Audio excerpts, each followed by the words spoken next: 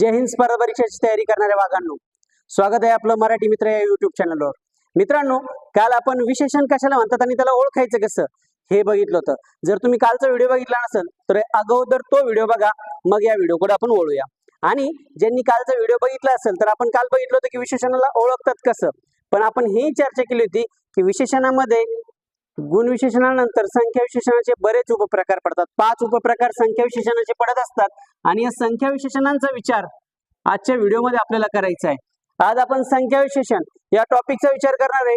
Topic एकच जरी असलं तरी त्याचे तुकडे तुकडे करून आपण याच्यासाठी शिकतोय की हे शिकणं खूप महत्वाचं आहे. संख्या विशेषण आणि त्याचे उपप्रकार कायमच्या लक्षात ठेवायचे असतील तर अगदी सोपी पद्धत आहे. संख्या विशेषण आणि त्याचे उपप्रकार. पहिल्या उपप्रकाराचा विचार करू, गणनावाचक. गणनावाचक म्हणजे काय? वाचकाला ज्याच्यातनं गणना कळते, पण गणना म्हणजे काय?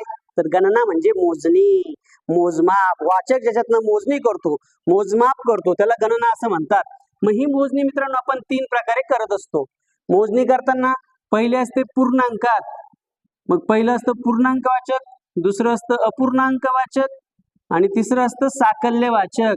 पूर्णांकवाचक, अपूर्णांकवाचक आणि साकल्यवाचक या उपप्रकारांवर पण प्रश्न येऊ शकतो आणि त्यांच्यावर जर नाही आला तर मुख्य प्रकार जो आहे तो पर्याय दिला जाऊ शकतो. पूर्णांकवाचक संख्या विशेषणाचा एखादा प्रकार बघू, उदाहरण बघू. 5 पेरू 3 माकडं. मग आता पूर्णांकवाचक कशाला म्हणतात? तर जी संख्या दिसताना, वाचताना, लिहिताना पूर्णांकात असते, पूर्ण उच्चारांची असते, त्याला पूर्णांकवाचक म्हणतात. अपूर्णांकवाचक कशाला म्हणतात? तर जी संख्या दिसताना, वाचताना अपूर्णांकात असते, जिचा उच्चार अपूर्णांकात होतो, जी बोलताना, लिहिताना, वाचताना अपूर्णांकात येते, तिला अपूर्णांकवाचक म्हणतात. जसं की 1.25 किलो पेढे, 1.25 किलो पेढे. अर्धी भाकर, चतकोर तुकडा, दीडपट रक्कम यासारखं. 1.25, अर्धी, चतकोर, दीडपट, 2.25, 2.25 यासारखं जे काय असतं ज्याला उच्चार करताना अपूर्णांकात येत असतं त्याला अपूर्णांकवाचक म्हणायचं. ज्याचा उच्चार वाचन पूर्णांकात होतं त्याला पूर्णांकवाचक असं म्हणायचं. मग साकल्य काय असतं? तर साकल्य म्हणजे दिलेल्या घटकापैकी सर्वचे सर्व असा जिथं बोध होत असतो, एखाद्या गोष्टीतनं सर्वचे सर्व असा जिथं बोध होत असतो त्याला साकल्यवाचक संख्या विशेषण असं म्हणत असतात. उदाहरणार्थ दोघे भाऊ. दोघे भाऊ म्हणजे भाऊ किती आहेत रे?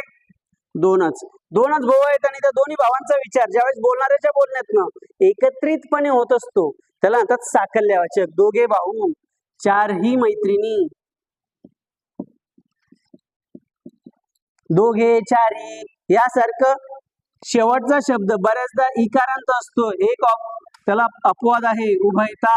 उभयता म्हणजे दोघेही यासारखं. दिलेल्या घटकातून संख्यात्मकच माहिती आहे, पण ही माहिती दिलेल्या घटकापैकी सर्वचे सर्व असं जर आपल्याला कळत असेल तर त्याला म्हणतात साकल्यवाचक. त्यानंतर येतं मित्रांनो क्रमवाचक.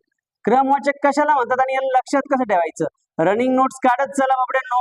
क्रमवाचक कशाला म्हणतात? तर कितवा, कितवी, कितवे. नामाला जर कितवा, कितवी, कितवे असं विचारलं, नामाला कितवा, कितवी, कितवे असं जर विचारलं तर येणारं उत्तर हे क्रमवाचक राहत असतं. उदाहरणार्थ पहिला मजला,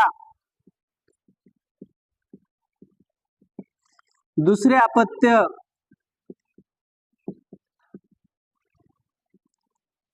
सातवी गाडी. तर या वाक्यांमधलं, या शब्दांमधलं पहिला, दुसरे, सातवी हे काय? क्रमवाचक विशेषण. का बर? कितवी गाडी? सातवी. कितवे अपत्य? दुसरे. कितवा मजला? पहिला. कितवी, कितवे, कितवा किंवा कितवा, कितवी, कितवे या प्रश्नांनी येणारं उत्तर हे क्रमवाचक असतं. हे लक्षात ठेवा. मराठीचं होतं काय? धरायचं काय असतं, नेमकं पकडायचं कुठं, ग्रीप कुठं असते हे लक्षात येत नाही. हे ऐकताना खूप सोपं वाटतं, पण याचं करायचं काय मित्रांनो? कोणत्या प्रश्नांना हायलाइट करायचंय हे लक्षात ठेवा. कितवा, कितवी, कितवे या प्रश्नांनी येणारं उत्तर हे क्रमवाचक संख्या विशेषण असतं.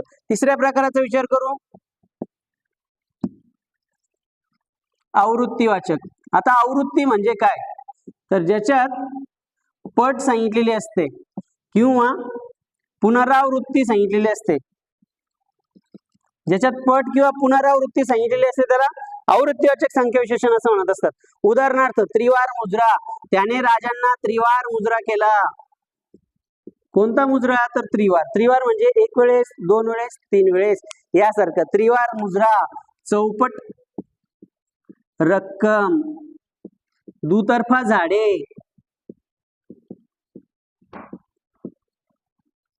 एका गोष्टीचं समांतर. नऊवार साडी, नऊवार साडी. आता नऊवार साडी काय आहे मित्रांनो? तर पूर्वी नऊवार साडी, सहावार धोतर यासारख्या गोष्टींमध्ये काय असायचं? वार हे एक मोजण्याचं माप होतं. एक वार, दोन वार, तीन वार, चार वार, असं नऊ वार, सहा वार यासारखं. तर आवृत्तीवाचक मध्ये काय असतं? नामाची पुनरावृत्ती किंवा पट सांगितलेली असते. त्यानंतर पुढचा प्रकार आहे मित्रांनो पृथकत्व वाचक. नाव थोडं अवघड आहे पृथकत्व, पण लक्षात ठेवायला अगदी सोपं आहे. पृथकत्व वाचक काय असतं? पृथकत्व वाचक कसं लक्षात ठेवायचं? पृथकत्व वाचक कशाला म्हणतात? पृथकत्व वाचक एकच संख्या पुन्हा पुन्हा आलेली असते. पुन्हा पुन्हा आलेली, एकच संख्या पुन्हा पुन्हा आलेली असते. असं जर असेल तर त्याला पृथकत्व वाचक असं म्हणत असतात. उदाहरणार्थ दोन दोन घास, चार चारचा वर्ग, अकरा अकराचा संघ.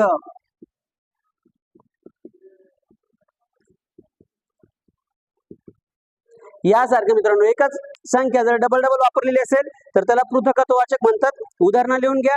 आणि हे महत्वाचं आहे, संख्या पुन्हा पुन्हा आलेली असते, पट किंवा पुनरावृत्ती सांगितलेली असते, कितवा कितवी कितवे या प्रश्नांनी उत्तर येत असते, गणना म्हणजे मोजणी सांगितलेली असते.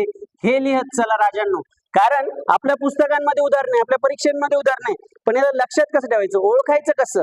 तर हे असं, ज्या गोष्टीला आपण बॉक्स केले त्या गोष्टी हायलाइट करून ठेवा, अंडरलाईन करून ठेवा आणि यांनी नामाला प्रश्न विचारत चला.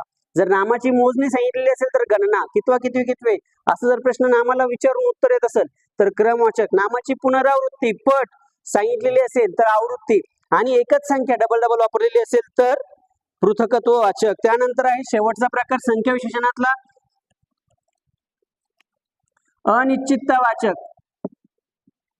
आता नामाची संख्याच सांगितलेली असते पण ही संख्या निश्चित नसते म्हणून त्याला म्हणतात अनिश्चितता वाचक. निश्चित संख्या नसते, जसं की काही घरे, घर तर आहे, किती आहे? काहीच आहे. पुष्कळ माणसे,